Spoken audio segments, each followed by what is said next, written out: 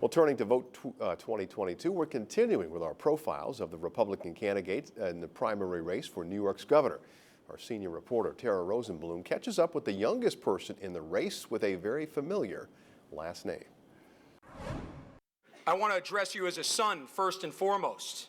He's the only GOP candidate for governor with a famous last name, and Andrew Giuliani isn't shy about it. Rudy Giuliani stood up for the good of his democracy. But now the son of New York City's former mayor is pursuing even higher political aspirations of his own, taking on the GOP designee Lee Zeldin and the handful of other Republicans in the race.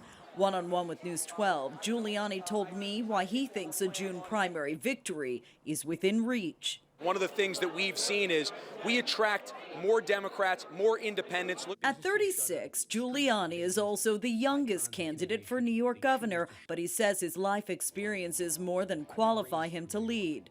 Giuliani is a former professional golfer who later served in the Trump White House and then as an analyst for the TV network Newsmax.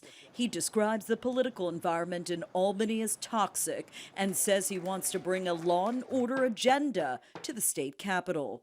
It will be the #1 job of the governor of the state of New York on day one to repeal bail reform and make sure we end the war on cops. He also thinks the state's educational goals need an overhaul. How many of you, by a show of hands, would stand up and say something if you believe your child was getting indoctrinated in schools? Right here.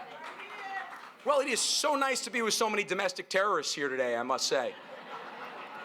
While Giuliani's headline-grabbing remarks are certainly not playing well in Democratic circles in New York, they are making an impact on the campaign trail.